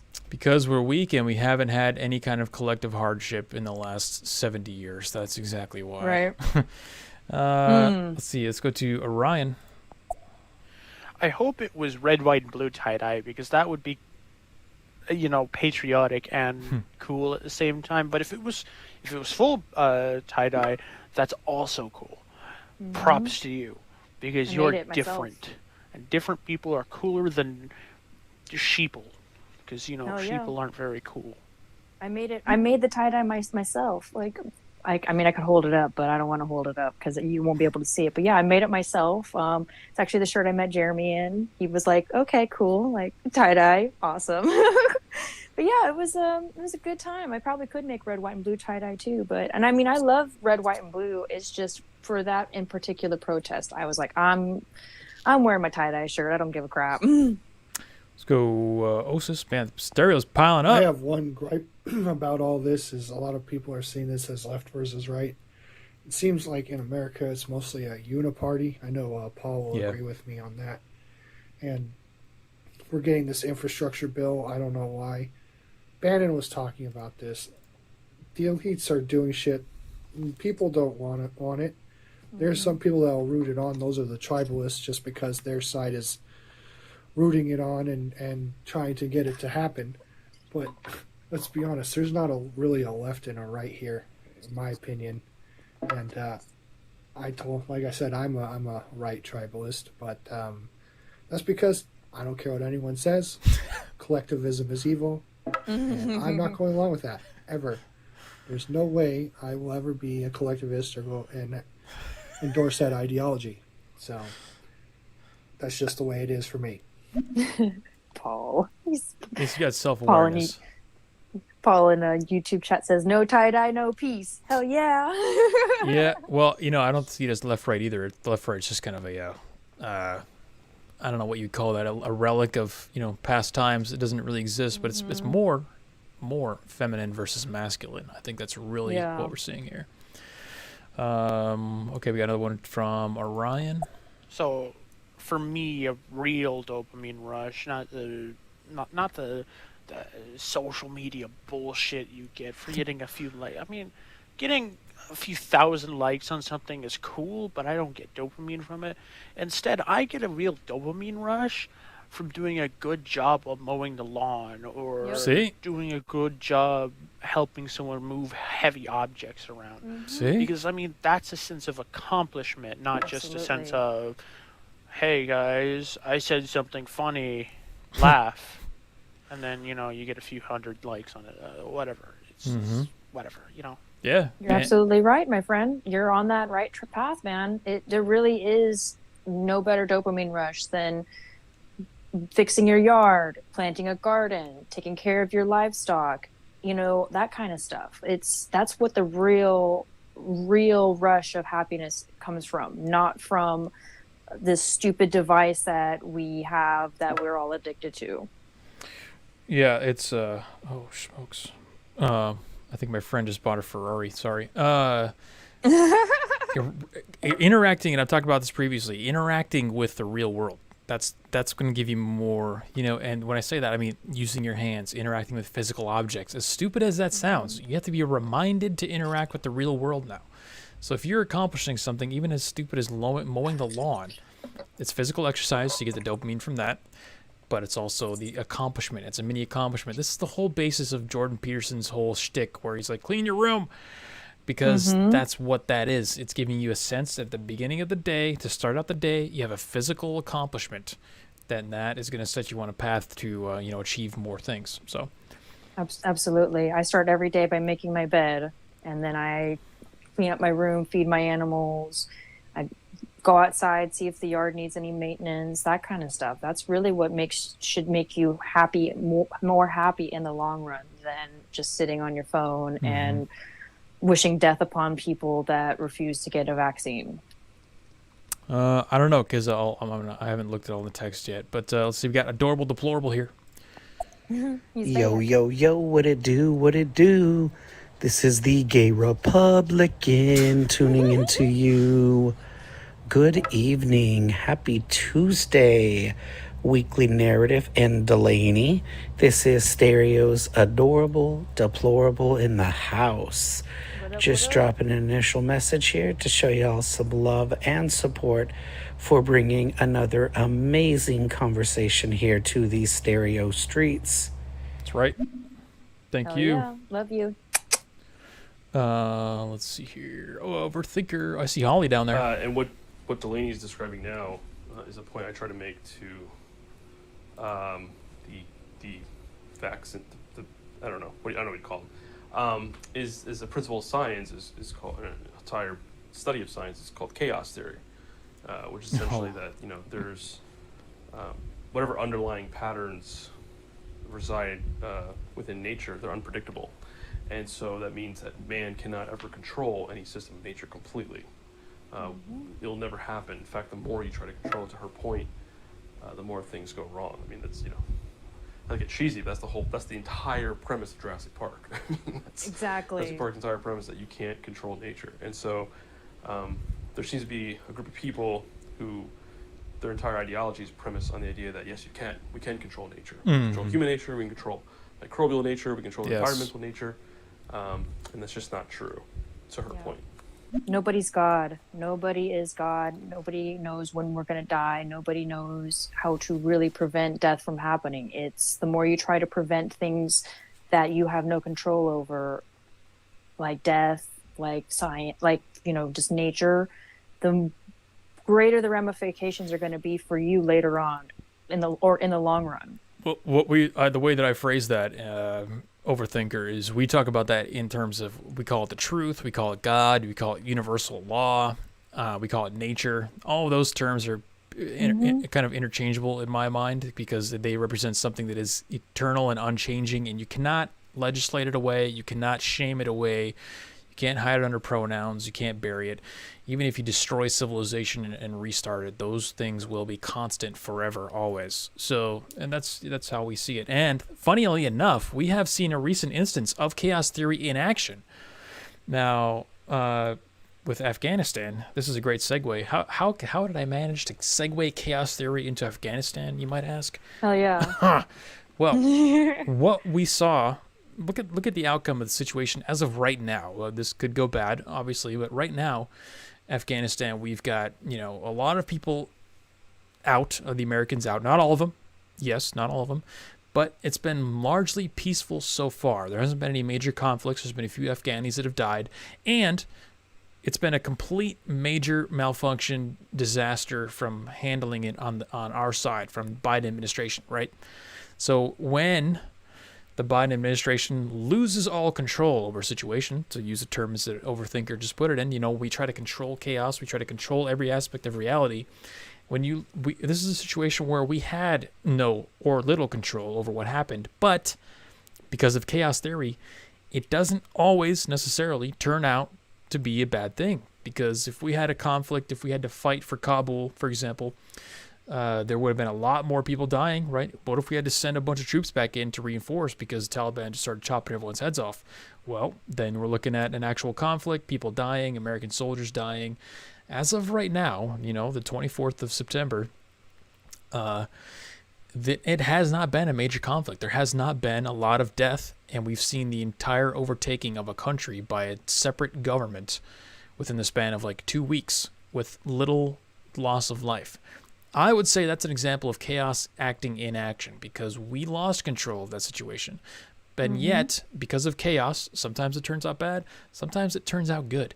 It's not necessarily a bad thing that the government doesn't have control over something, because probably most of the time, if the government has control over it, it's going to go worse, less efficiently than it would if you just literally let it tap into chaos, which is a 50-50% chance.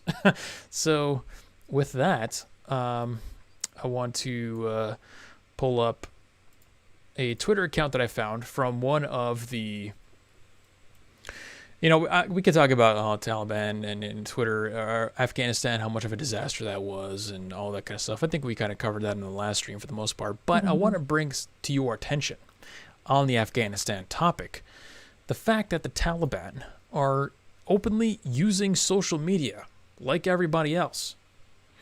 And I found one of their accounts, and I want to just, go over some tweets with them and see what you guys think, because I think this is hilarious. They're using memes. They're making fun of the West. They're making fun of the trannies. They're making fun of the mutants. They're saying a lot of things that we say, and this is kind of why it's funny, because I find myself agreeing with the Taliban on a lot of this stuff. So let's get into it. This is from Twitter.com. The username is Malang Kosti.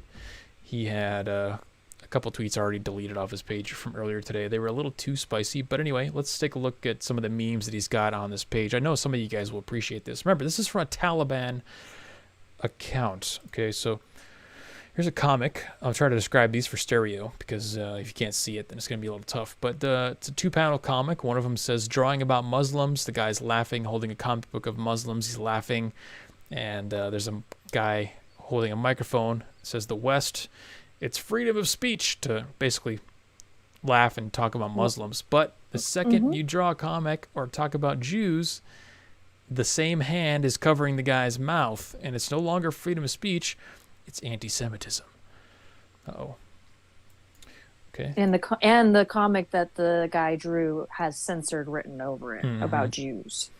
Yep. So he's got some footage of the Taliban coming in on brand new Toyotas or whatever they are into Kabul with the flags up. He's got a lot of pictures on this page about the guns and the weapons that they seized. Here's a meme about the fact that all the corporations in the world are now owned by GE, News Corp, Disney, Viacom, Time Warner, and CBS. Does that seem like the kind of topic that a Taliban member would be concerned about, the consolidation of American media companies? Doesn't seem so. It shouldn't be. But it is. This is what the kind of stuff they're talking about. Next tweet here says, I wish Jack and Mark Zuckerberg offices were here at Kabul. Because of course he does. So, I mean, we've all felt some hostile emotions towards Jack and Zuckerberg at some point in time, right? Because absolutely. So here's another 2-panel meme. It says, state says nobody can leave their home because of COVID, and it's all laughing and smiles and everybody's happy. And Taliban says women can't mix freely with non-mahram men. I don't know what that means, some kind of religious term, but then it's like a frowny, sad face. Basically, they're saying everybody's happy that they're getting locked down because of COVID, but they think it's a disaster, and it's so terrible that women can't mingle with certain types of men. They don't have total freedom over in Afghanistan, and you got to give it to them. There's a little bit of hypocrisy on that one. I looked up mahram. It says in Islam, a mahram is a member of one's family with whom marriage could be considered haram, illegal in Islam, from whom purdah or concealment of the body with a hijab is not obligatory, and with whom, if he is an adult male, she may be escorted during a journey, although an escort may not be obligatory. Okay, so she has to wear the face covering around them, or she doesn't have to wear the face covering?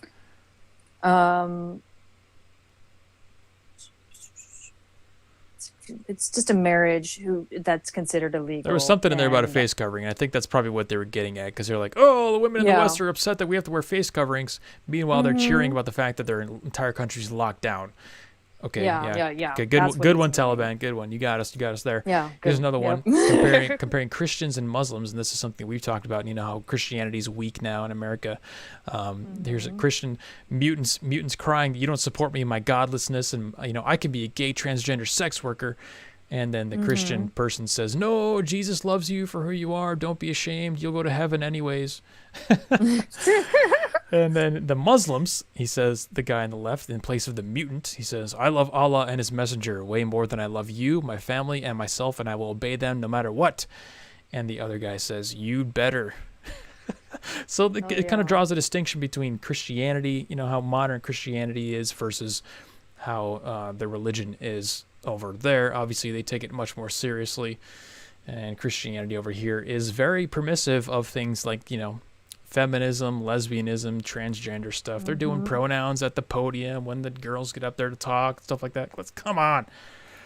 Well, yeah, Christianity in America has become very matriarchal and more about the women, whereas Islam, they put more emphasis on the patriarchy. Yes, exactly. That's a good way to put it. And I was laughing because there's another meme here of the 2-panel Winnie the Pooh meme. This is always a winner. The first one is Winnie the Pooh in a tuxedo, and it says, "America's freedom and democracy in movies." It's, so it looks nice and fancy. And then the next one is "America's freedom and democracy in real life." It's the retarded Down syndrome Winnie the Pooh with the teeth hanging out and the drool all over. Yes. This is Taliban tweeting this stuff, guys. I mean, he's not wrong. They're He's communicating not in wrong. If our you look at language. look at all the gay, crippled, transgender, hermaphrodites that are rummaging on the streets of Portland. He's not wrong about it. Here's one that says, according to scientific studies, atheism causes unhappiness and suicide. We do not want this in the Islamic Emirate of Afghanistan, which is what the Taliban is now calling Afghanistan. And then he says, Islam is best, with a chart here that shows suicide rates according to religion, and where Muslim is the lowest of all, Christian, Hindu, Buddhist, and atheist. Well, there's a giant spike in atheism. So this one, they're making fun of atheists, just saying that atheists live miserable lives. You should all be Muslim. I don't know how accurate the graph is. I'm just taking him at his word, but I think there's probably some realism to that chart. If I had to guess. Yeah, well, and also too, I'm pretty sure the Muslims don't really believe in killing yourself over nothing, like a lot of people seem to do here in this country. They're making me laugh. I've already seen them. I already know what they are, and they're still making me laugh when I see them. Here's They're hella funny. Biden walking with what's his face from the UK there, Boris Johnson, and then Boris Johnson's all God. like, he's inflated, he's all huge, and it says, me explaining the unstoppable force of Islam. And the point is, he's like way bigger and more powerful than Biden, so. Okay. That one's fun. And then I think the last one I'll show, just to draw an illustrated point here, is that this is a 4-panel comic of Islamic, what appears to be a terrorist anyway, pulling a rope as if he's in a tug of war. And the next panel, somebody joins him. It's a person wearing a Keck flag shirt. Okay, so that resembles people like us on the internet who make fun of the American government, make fun of the degeneracy in the West. And then on the other end of the rope is somebody wearing the rainbow flag, and then somebody in a top hat. So basically, the government, big corporations, and the degenerate. Yeah, it looks like the Monopoly guy. Globo homo on the other end of the rope. So we are on the rope side with the Taliban in this particular instance, because their common enemy is the globo homo and the corporatist, Western society. So I thought this was fascinating. You guys can scroll through these. There's a lot more on here. They're funny. It's a good Twitter thread. Here's a guy. He's imagining, atheism and Pornhub and Snapchat and alcohol, and he shows himself burning and screaming in agony. And then the next one is a perfectly calm, happy-looking Islam person imagining the Quran and Abraham and all this kind of stuff. So it's they are aware of our culture. They're using it now to spread propaganda. I would call this propaganda. It's Muslim propaganda. It's Taliban propaganda, but it's accurate and it's funny. And the fact that we agree largely with a lot of these things, the West is degenerate, Christianity is weak. It's got me questioning a few things because I'm agreeing with the Taliban, and that's can never be a good thing, right? No, in certain cases, it's definitely not okay. But I think I'm looking at one of the memes. It shows a guy that's looking at a picture of these little girls in hijabs with their heads covered. Yeah, that was a good one. Says, no, they're young. They don't know what's best for them. And the next picture, he's like all happy, and it's a Daily Mail article that says, "Is this Britain's youngest transgender child? Father of trans boy 4 reveals his son just told him, 'I'm not a girl' at the age of just 2." Yeah, I gotta admit, it's selling Islam to me, because I would much rather live in a country where that is shamed. So they've got that going for them. I don't know. What do you guys think? What do you guys think of the memes in chat? Are these good memes? Solid memes? I think they're pretty good memes. I think they're pretty good. Let's go to Stereo, see what Stereo thinks here. I'm going to skip down a few, but I do want to get Holly's first chat here. Hi, Delaney. It's so nice to see you back and in fighting form. You guys are talking about uniparties. Essentially, that's what we have going on up here. We've got our election in full swing, and the platforms for both the Liberals and the Conservatives when it comes to the touch point topics, such as, the A word or the C word, or women's health or anything like that. They're exactly the same. They're just worded different. So so you can vote for red liberal or blue conservative, and you're pretty much getting the same deal. Let's see, she has follow-up here. And an update on our wonderful snap vanity election that our illustrious leader has called. He is dropping in the polls like crazy because everyone is upset that he has called this vanity election just to grab a majority power position in the parliament. And everyone's pissed off that he booked it during GASP, a global pandemic, and Canada's fourth wave. So even the Liberal voters are disaffected and moving away from him because he's done this to them during the scariest time. Doesn't sound like it's going too well. We're seeing something similar in California where Larry Elder might actually be like winning governor somehow. If the recall goes through, it looks like Larry Elder would be the guy. So is this the beginning of kind of a backlash? I don't know. Could be. We'll see, but from what I've gathered about what's going on here in California, it seems that the mail-in ballot system is being kind of used in favor of Gavin Newsom. Yeah, it's being exploited. Definitely. Shocker. Who would have thought? Yeah. And my last comment about everything that's going on right now. One of the Liberal Party people on Twitter, I did post it in the chat there on Telegram, but she adjusted a video of Erin O'Toole, the Conservative leader candidate. She manipulated that so freaking bad on an interview. He was talking about our healthcare system and universal healthcare. It was manipulated so bad that Twitter flagged it. It made me laugh so hard. That's when you know you've screwed up, if Twitter's flagging you. Let's see. Yeah, the election is definitely going to be fortified, Osis, you're right. But you know what? You should vote anyway if you care. I mean, it's a mail-in. You don't even have to leave the house. Because, what I most love about the Taliban and ISIS, etc., is just proves that the complete BS of terms of service when it comes to social media companies. Yes. Also referring to me about censorship regarding Islam versus Judaism, I got the perfect solution when it comes to censorship. Everyone who's in favor of any form of censorship, regardless of who you are, is censored indefinitely. And by censored, I mean your mouth is sewn shut and all access to telecommunications are terminated. As in, no mobile phones, I like it. No social media, nothing. No mobile. All those who are in favor of absolute freedom of speech can say whatever the damn well they like and have whatever social media, telecommunications access that they desire, regardless of what it is. This is the final solution to this problem of freedom of speech. Ryan. I don't feel as if Christianity should be what it was, because Christians of old were hateful little pricks. Not to say that they aren't hateful little pricks now, but I mean, before there was significantly less acceptance of who you were. There's a lot more acceptance now. So I feel like the idea that it should go back to being how it was is not a good one.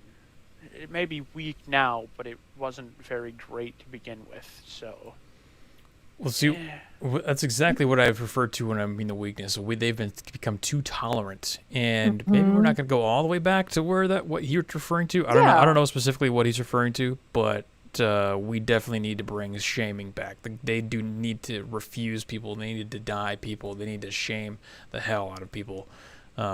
To even have a chance to even be the guidelines by which a society can rule itself. If you're just letting whatever happen and you're like, oh yeah, no, we accept you, we accept you, we accept you. The way you guide society is through shaming, largely. Not entirely, but largely through shaming. So if you're not doing that, you have no control of the society. Society's going to walk all over you and do whatever it wants. Yeah, I don't think that swinging the pendulum as far as it's gone now is the solution. We went from one extreme on one side of being intolerant a-holes that didn't let anybody that led a different lifestyle into, Christianity, or let them accept Jesus Christ into their hearts, into their souls, to now letting anybody. But the anybody part is like, even if you're living a lifestyle still that isn't a true Christian lifestyle, I think we've just swung the pendulum too far in one direction, instead of like meeting in the middle, where it's, yes, we love, and it's too feminine. Christianity's too feminine. We love and try to help whomever wants our help, but you have to do the work as well. The problem is people aren't doing the work to be true Christians anymore, and that's the real problem right there. Is there's all these infiltrators that are using Christianity to justify their terribleness. Yeah, no, the Christianity's become a kind of a laundering scheme for people who have had jacked up pasts to just come in and be like, I'm a new person. Yeah, and it's you gotta work if you really want to, like, because I was raised in I was raised a Jehovah's Witness, so that's as like kind of hardcore Christian as you could possibly get, unless you're like a Mormon or an Amish. But the thing about it is, they would shame, like, if you did something and like you're baptized and you did something that goes against the Bible and goes against what they believe, they would shame you. You get disfellowshipped, you get kicked out essentially, and nobody's allowed to just talk to you, associate with you. We could still be cordial, but as far as actually building a relationship with you, they can't do it unless you actually do the work to get back in and show them, like, I'm sorry, I saw the error in my ways. I want to do better. I want to be stronger. I want to do right by Jehovah. So I think that shame does work to an extent if you really are truly in Christianity and want to believe in that. Now, like I said, that's why I say, like, Christianity's kind of been muddied now, and it's like, we accept you even if you are a transgender sex worker that isn't really doing anything to better your life. You're still continuing down this path of sex work, or continuing down the path of drug addiction, whatever it may be. If you're not actually doing any work to better your life, church is having story time hour with trannies coming in reading Bible passages. It's not conducive to like actually building your better community under the umbrella of Christianity. That's why I kind of have a little bit more respect for the Muslims, because they're over here just like, no, get the F out with that crap. Like, no. Yeah. That is the aspect that I do like about what they've got going on over there. They impose strict controls. And I'm not talking about throwing people off roofs. I'm talking about just saying no. That the Christians can't even do that. They can't say no. Paul? I don't know if this is reality imitating art, or however that saying goes. It's reminds me of The Boys on Amazon, where the evil Nazi flying woman, forgot her name, haven't watched it in like a year. She makes memes for Homelander. That's exactly what's happening right now. That is what that is. It's terrible. I shouldn't find it funny, but it's hilarious. God help us. I got your reference, Paul. I've seen that. I remember that. Yeah, I haven't seen that, so I don't know what that's about. Dari's got a point in chat. He says, you're not realizing how many sectors there are in Christianity. Okay, so let me clarify what I'm talking about when I say Christianity. I mean that the Christianity that puts stickers on the cars, that has the mega churches, like Joel Osteen Christianity, that kind of Christianity, where straight, run-of-the-mill, generic, nothing fancy Christianity, where it probably dominates the most of America, not any of the other subsects or anything like that. So that's what I'm referring to. Mike. I don't believe that suicide thing. There's no way the culture that encourages suicide bombings and suicide attacks, maybe they don't kill themselves, but they're getting themselves killed. There's no way that they have the lowest rate of suicide. That's impossible. I don't believe it. I mean, their lovers don't kill themselves because they don't have autonomy, but other than that, I just can't believe it. That doesn't seem real to me. Yeah, I mean, it is a meme, so we don't take it as fact, but No, if it's on a meme, it's real. It's on the internet. That's true.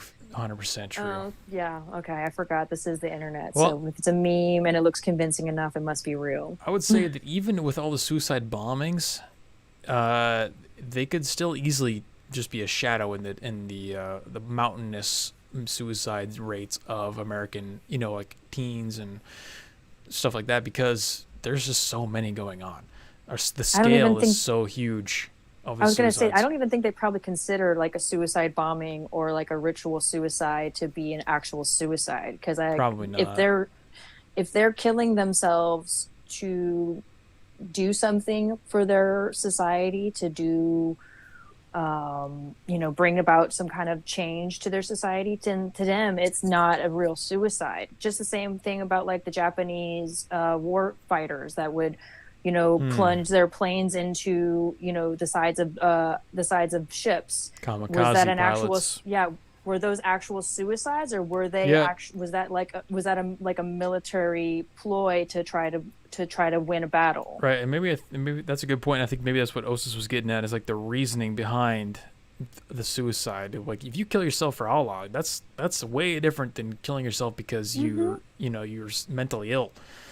Yeah, that's way if you're different than killing kamikaze yourself bombing because people refuse to call you by the correct pronoun. Yeah, if you're kamikaze bombing an aircraft carrier, that's way different, and that indicates something vastly different. So I think there's a lot there that we don't know. Maybe I could look into that a little bit.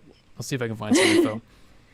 But I mean, again, it is a meme on Twitter, and this guy has a lot of other joke memes on here too. So you can't really take it too seriously. Take it with a grain of salt. It's not meant. I don't think he's meaning to like actually be like, yeah, Islam has less suicide rates than atheists. I think he's trying to point out that atheists generally, or people that don't believe in anything, are generally more grim and morose and are more likely to commit suicide than people that actually have some kind of belief and some kind of foundation that grounds them. Phil C says, how come the Taliban's memes aren't being fact checked? Well, that goes to Kizza's point, which is that the president of the United States got kicked off of Twitter for simply for a lie, basically. It said he was insinuating violence, encouraging violence, and yet the Taliban are freely able to roam, and they have been for a long time. This entire time, they've all been on Twitter, spreading this information, probably coordinating some attacks. Who knows? So yeah, there's makes you wonder.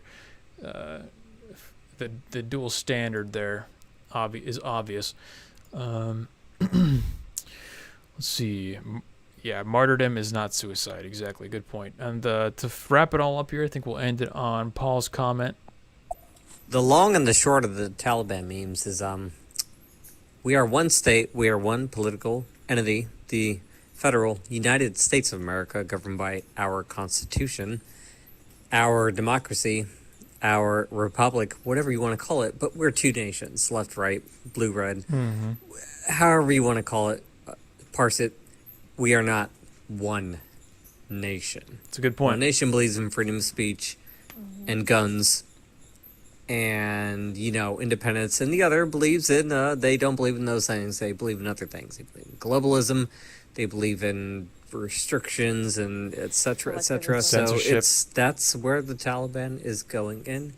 They're not wrong. I refuse to cooperate with people who don't respect my inherent rights, which the left doesn't.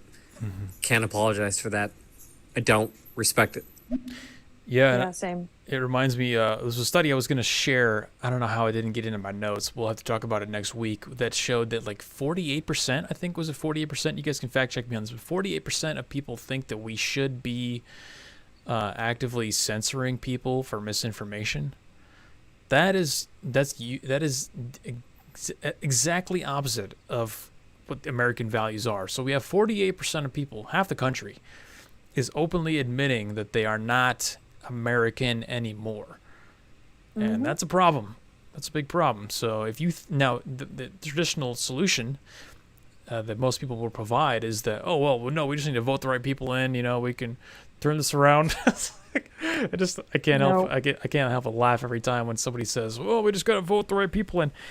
you have to, how is voting the right people going to change the minds of half the country who don't even believe in American ideals anymore?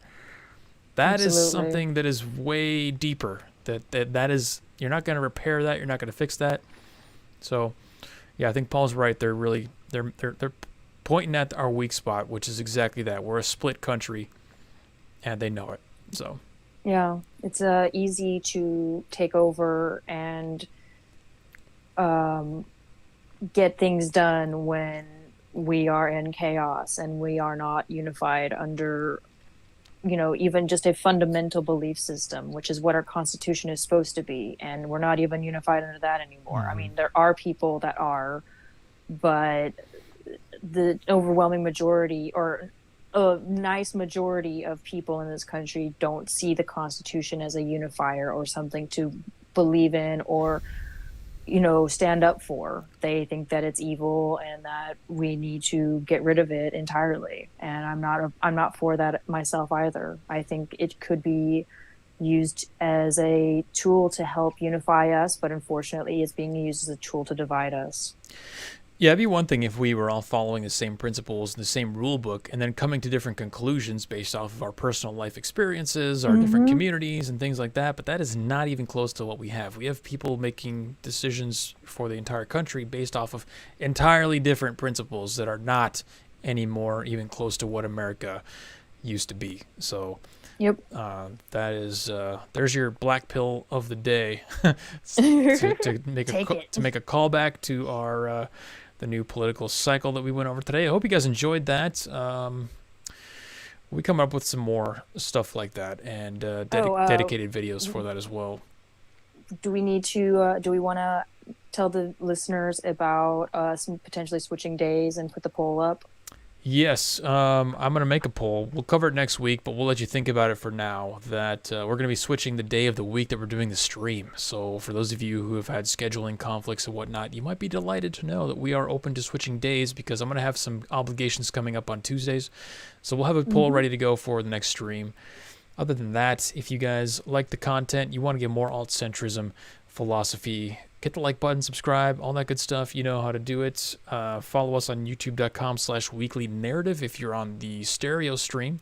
And you can listen to the podcast format of this show in an actual podcast on iTunes, Stitcher, and Google. A podcast is available there. It's entitled The Alt-Centrist. So if you want to listen to it while you're working out or mowing the lawn and getting that dopamine, the real dopamine, you know where to find it. We'll see you guys next Tuesday. Thanks for joining, and it was fun.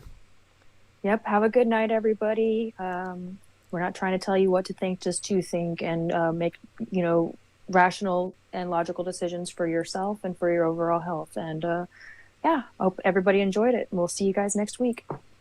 Well said. See you guys.